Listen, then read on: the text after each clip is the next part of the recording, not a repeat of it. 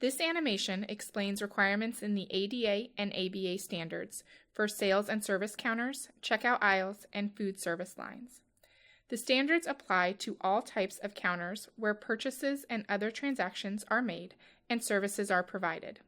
Examples include sales counters of all types, reception and concierge counters, information counters, registration and check-in counters, counters at bank teller windows and ticket windows, customer service counters, ordering, pickup, and drop-off counters, and other types of service or sales counters. Display or exhibit counters are covered only if they also function as a sales or service counter.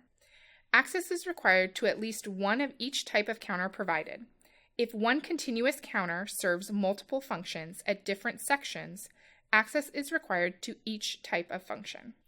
Where counters are dispersed throughout a facility, accessible counters must be dispersed as well. The surface of accessible counters is limited to a height of 36 inches.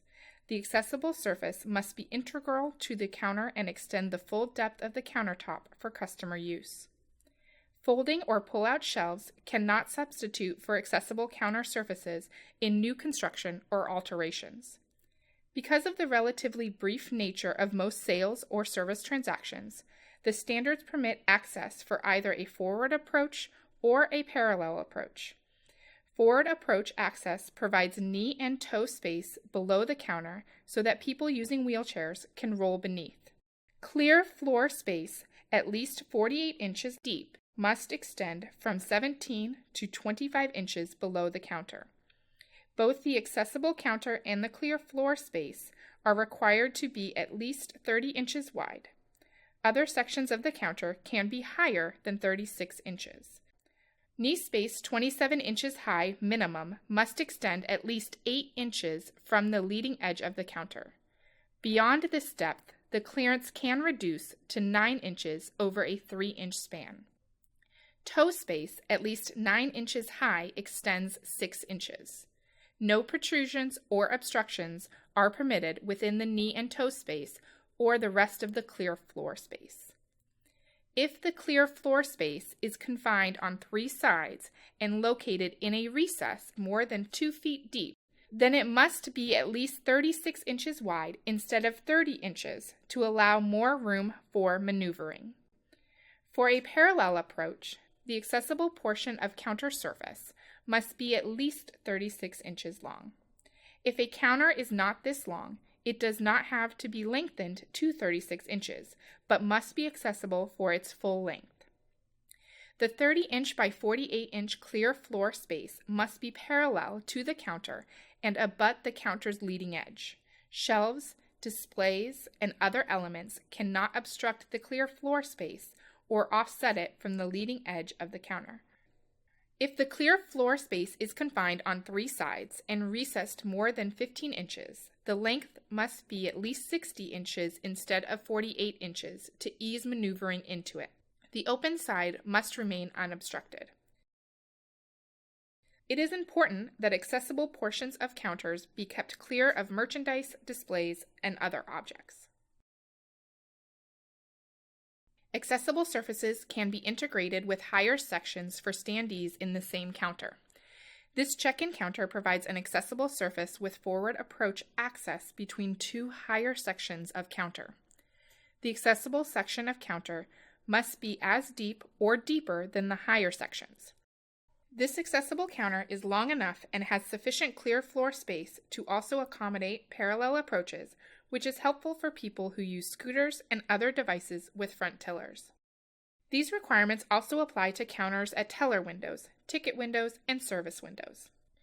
While the counter height is limited to 36 inches, the standards do not specify the height of service windows.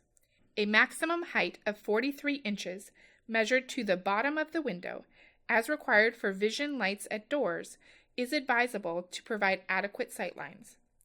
If security glazing is provided at a counter, a means of facilitating voice communication is required. Acceptable methods include grills, slats, talk-through baffles, handsets, and intercoms. Grills or baffles at accessible counters should be at heights that are convenient to use from a seated position, but their location is not specified in the standards. Buttons and other controls for intercoms and similar devices, where provided, must comply as operable parts and be located within accessible reach range. If a telephone handset is provided, it must have compliant volume control. Counter surfaces that project into circulation paths from walls can be hazardous to people with vision impairments if their leading edge is above 27 inches and outside of cane sweep. Those that protrude no more than 4 inches into a circulation path, such as a counter at a service window, do not require further treatment. Otherwise, counters can be recessed in an alcove, or they can be partially enclosed so that they are detectable within the 27-inch high maximum cane sweep. The leading edge of the counter cannot project more than 4 inches from the detectable portion that is within cane sweep. Side panels provide a solution that accommodates access for a forward approach. Waiting lines that serve accessible counters or checkout aisles, where provided, must meet requirements for accessible routes. This applies to waiting lines defined by fixed posts, stanchions, partitions, or other elements, but the standards also can be used to ensure access to waiting lines with movable elements. Accessible routes must have a continuous clear width of 36 inches. The clear width can be reduced to 32 inches at points for a distance not exceeding 2 feet. Segments with a clear width below 36 inches must be separated by at least 4 feet. 180-degree turns around obstructions require additional clear width to facilitate maneuvering. One option is to provide a clear width of 60 inches at the turn. Alternatively, the width at the turn can be 48 inches minimum if both connecting routes are at least 42 inches wide. Stanchions and other elements cannot reduce the minimum clear width at turns. Turns around obstructions that are at least 4 feet long do not require a clear width greater than 36 inches.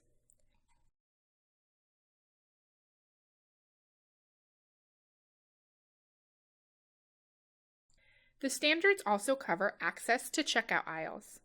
A table specifies the number of checkout aisles for each function that must be accessible. As with counters, accessible checkout aisles must be dispersed throughout a facility where checkout aisles are dispersed.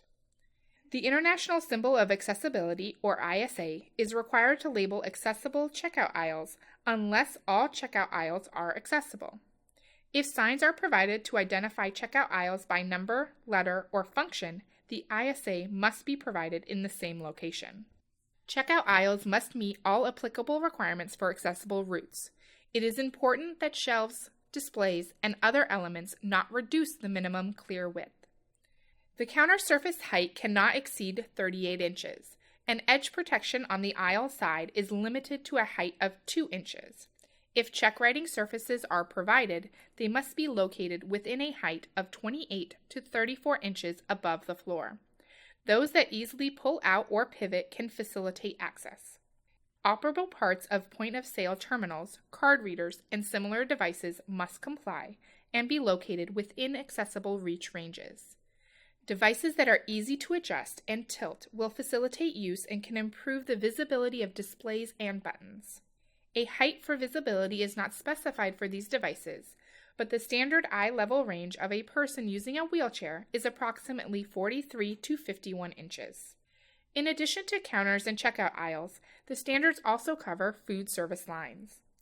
In this example of a restaurant with takeout or eat-in options, customers queue at a station to place orders. This is one type of service counter in the facility that must be accessible and provide access for a parallel approach, as seen here, or a forward approach. The waiting line must comply as an accessible route. Where the meal preparation area is intended to be visible to customers, it should be equally visible to patrons with disabilities, although this is not addressed by the standards. If tray slides are provided, they must be at a height of 28 to 34 inches above the floor measured to the top. A separate counter that is provided for picking up orders represents another type of counter that must be accessible. The counter shown here provides forward approach access, but there is also sufficient space for a parallel approach.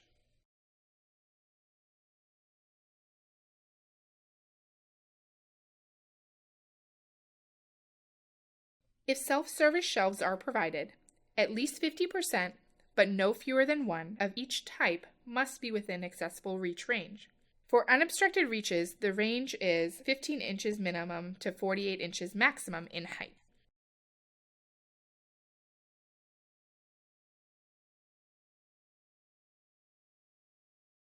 Access is also required to the separate payment counter, which represents another type of counter.